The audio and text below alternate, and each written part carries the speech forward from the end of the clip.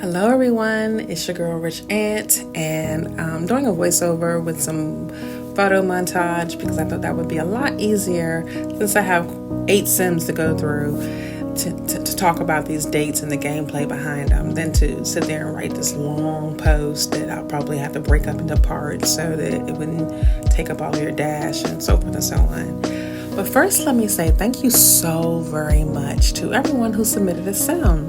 Thank you for taking the time out of your playing, your gameplay, your storytelling, your day to just go and cast and, shoot me a Sim.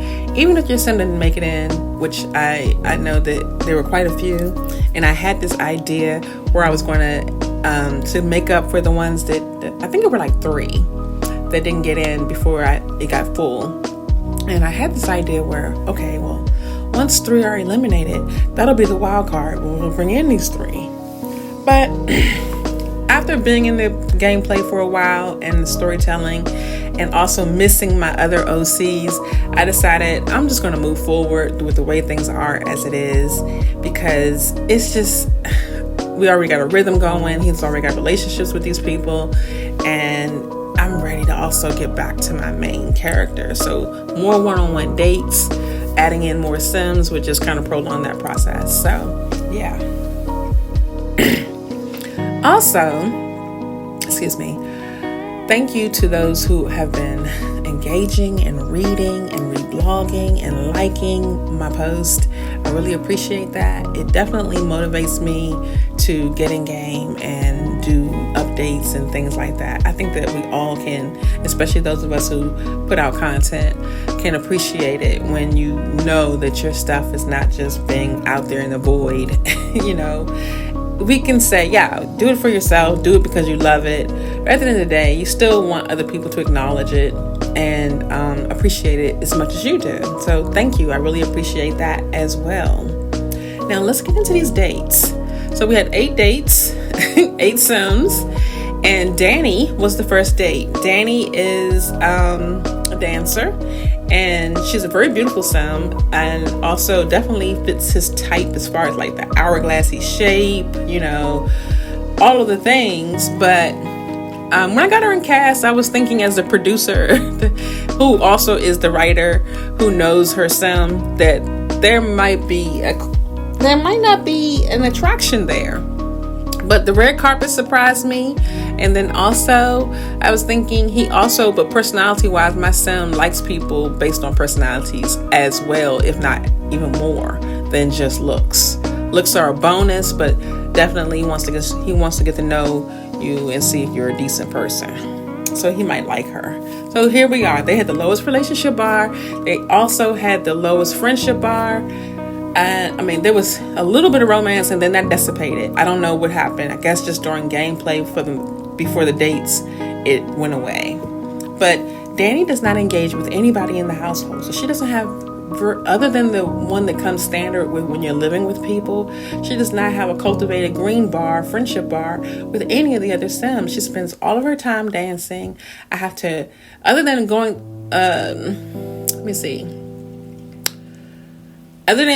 to the bathroom on her own, she doesn't autonomously bathe herself. She does not autonomously go eat. I have to cue those things up for her to do. Maybe every blue moon she'll talk to somebody, but she doesn't really do anything. She spends her whole entire time in front of that radio, for real. I was like, okay, she really loves to dance. So I'm definitely going to work with that into the story. And I'm definitely going to work with her aesthetic into the story. So, that's what I did. But when they went on their date, because, you ask them on a date, and then once you do that, there are goals you have to meet. And so I did the conversation goals, and I like to do that first, get that out of the way, to see if they autonomously start to get playful or flirty or whatever. And it just never happened. He was fine or bored. And same thing for her. Fine or bored. They were never tense or anything like that, but just fine or bored. But once they started dancing together, I did the gameplay version of them dancing together, which wasn't the slow dance. It was just dancing on the dance floor. But they never got a mood to actually slow dance. They never got a mood to do anything. So I just did some poses, not poses, animations for their dance part. But I had planned to make a gift, but I didn't. So yeah, their date definitely went bleh. I mean, it wasn't a negative date, but it wasn't a good date either. It was just, yeah. Their friendship bar did not move, and their romance bar never came back. So yeah, the next date was Noemy. Now let me just tell you, gameplay wise, him and Noemy already be talking to each other. He follows her around the house a lot without me even queuing up anything. He just follows her. When he's not engaging and talking with other sons or working out or talking with his sister, he is pretty much just following her around, like particularly when she wanders off to her room or somewhere in the house by herself. If she's in the kitchen doing her thing, because she autonomously goes to the kitchen. She actually, outside of Quentin and Trinity, has the highest cooking skills. So she autonomously does go in the kitchen and cook. So, or grill, so there's that. But so I figured, their common ground was their love for cooking, and then their common ground was the loss. That was the storytelling aspect that I definitely wanted to pull from. So the airplane, all of that was posed in conversations that took place, after we did the date goals, which was, the conversation, sit and chat, discuss interests, discuss hobbies, likes and dislikes, deep conversation. And I think, all of that, I just said, okay, well now here's the story part of what took place there. But them after the bakery, they got very playful after they were eating, and then flirty. So all of that stuff that happened on the bench was autonomous. I loved it. It was great seeing that. That happened automatically. The only thing is, I was looking for the first kiss to happen. It never happened. Neither one of them got the whim. And then I clicked on one, and I just noticed though that the next actions were like asked to be girlfriend or asked to move in. So I was like, okay, well, we're not gonna undo that. So if they're not gonna autonomously kiss, I'll just let it happen when it happens. But other than that, it was a great date, and definitely moved their friendship and romance bar where they were at the point the highest. The friendship was past halfway, and the romance was at the halfway mark. Now, after that was Yasmine. I thought that Yasmine would have a great date with him simply because they had a good time with the karaoke.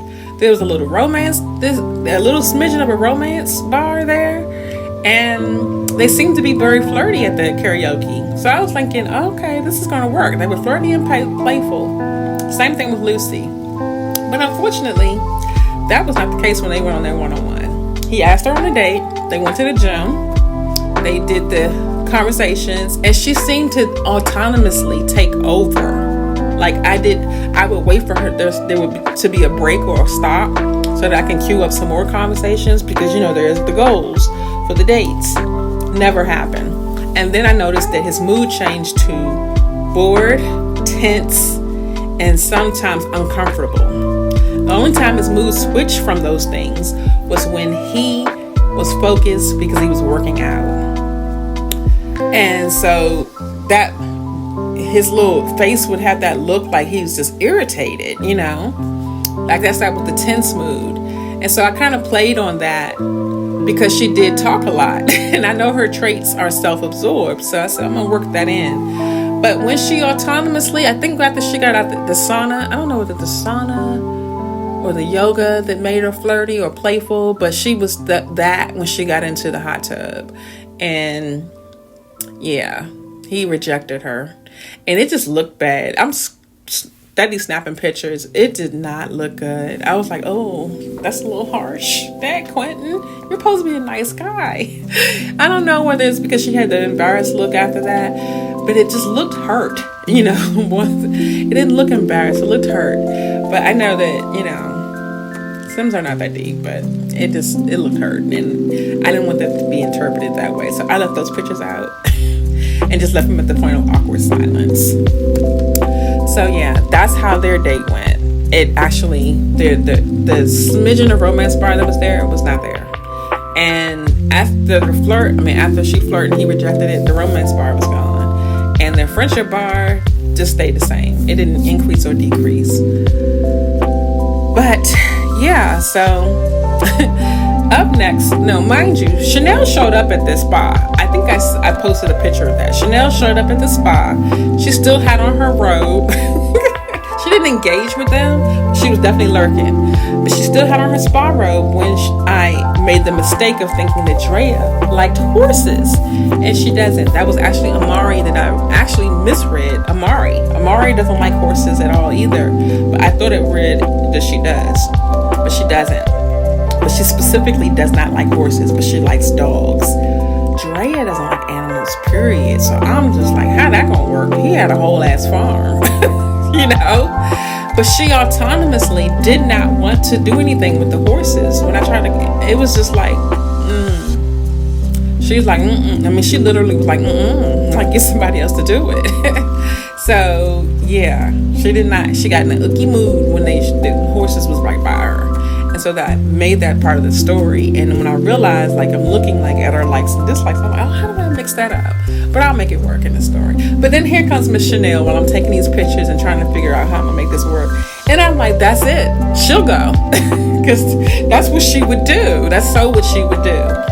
And I got her changed up and put her in some little cowgirl gear.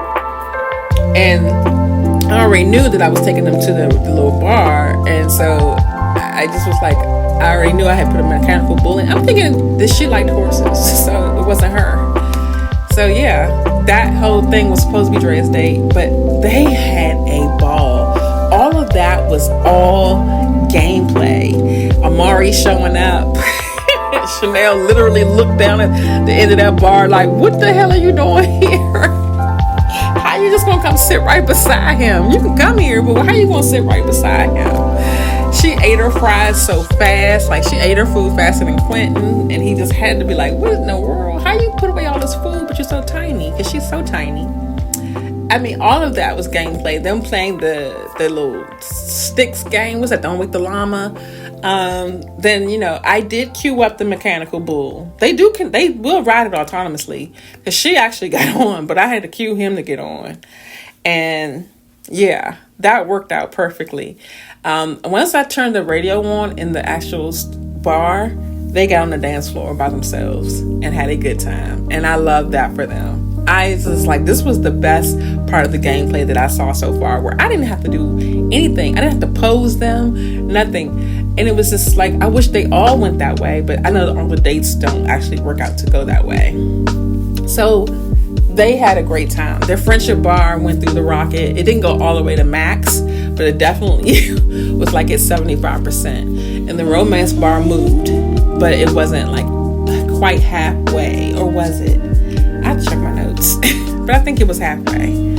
But they flirted a little bit. I just didn't take pictures of it because I think the flirting is cheesy, honestly, when they be doing that little bat in each other's eyes and waving and stuff. It's like, that looks so corny. Like, who flirts like that? But anyway, I digress. Next date, I was going to go with Drea because, you know, she was supposed to go that time. But I said, you know what? I'm saving Drea for last because I got an idea. And I went with Lucy. And for them to have so much, and they don't have anything in common. Him and Lucy don't have anything in common, and they actually are not compatible when the little puzzle pieces did not fit. But I like her and I love her backstory. So I thought, you know, a whimsical library. What do you get a woman who has everything? And I said, you know what, let's take her to a whimsical library. She loves books. She loves reading. It was either a bookstore or a library. I didn't build it, so I don't remember. But she got sad. Not gloomy, because that's a trait. She got sad. Yeah. As she's browsing the books, because I'm clicking on view this, view that, she got sad. And I was just like, what? I said, well, you know what? This works for the story. This gives me an idea for the story based on her backstory. And then when they were viewing books together, she ended up fine, which is neutral. And then when they were playing chess, she was confident. But I wanted to kind of still lean into the whole tapping into the inner child thing because of her childhood or whatever, and just kind of see where that went. Their relationship bar did not change. The romance bar did not change. It didn't go down. Nothing decreased, but it didn't move up either. So I feel like there's more prodding and poking that he can do with her, and whether she'll be forthcoming to talk about it and open to talk about it will determine whether, she lasts, I guess. I don't know. All right, so up next is, I think after that was Zahara. Yeah, it was Zahara. Now their common ground is the art, and also I find him talking to her a lot. But also what I noticed about Zahara, she do not like when he talks to other people, or especially if there's a little too much fun going on, or maybe even a little flirting going on. And he flirts with everybody, and they flirt back with him, or they flirt initially and he flirts back with them. Other than Dani and Yasmine, there's no autonomous flirting happening. Well, the one time that she did flirt, I guess because, the sauna or whatever made her feel flirty. I don't know. But yeah. He's flirted with Andraya. He's flirted with Chanel. He's flirted with Zahara. He's flirted with Lucy. Not a lot, but he definitely flirted with her. And they flirted at the karaoke, which also made me think that their date would go better, and it didn't. It just was it was just meh, I guess it was cool. I don't know. Story-wise, it was cool, but I feel like the gameplay behind it was just like meh. So Zahara's date went great also. She still was kind of like lingering. There was still a lingering angry mood. But once they started viewing the paintings and stuff, that was cool. And then I started queuing up the conversation things, like getting to know each other, their interests, so forth and so on. That went well. And it wasn't until they started painting, though, that she became inspired or playful. Those both things happened. I think at some point halfway through the painting, inspired turned to playful, until Noemy walked in the room. And then her mood... I was like, this is the best gameplay. Her mood went angry. She had it turned red. And so I queued up some mischievous things because, I don't think she would have went over there on her own. I don't know. But, every response from Noemy after that was autonomous, And so, Quentin actually looked like he was irritated. Like, stop, cut it out. So, of course, story-wise, he was like, cut that out. And he said it in a kind of like way of being forceful, like, I'm a boss, or whatever. And they probably was like, okay, daddy. Or whatever. But, yeah. So, she leaves. And he asked her to leave. But I queued that up.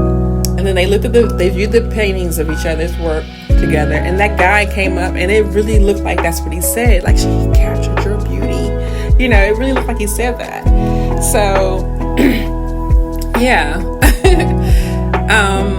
She became playful after viewing the pictures, and then flirty, and it was right. I was getting ready to see, I was on Quentin, and I went to click her, and I said, oh, she's flirty, and I went to see what her whims were, and they were kiss. And she already went in for the kiss because I was going to let her get her whim in. She went in for it. She kissed him. And it was their first kiss. And of course, with the height sliders, it looked like he kissed her forehead. But yeah, the rest of it was posed and just, things to add in a little bit of story. So their date went very well. Romance was up. Like, I think it shot past Noemy's, if I'm not mistaken. And the friendship, I think Noemy's and his are about the same. And Chanel's. So I think those are definitely the top three. Noemy, Zahara, and Chanel so far. Now we have Amari. Oh my God, Amari surprised me. They're the top four, actually.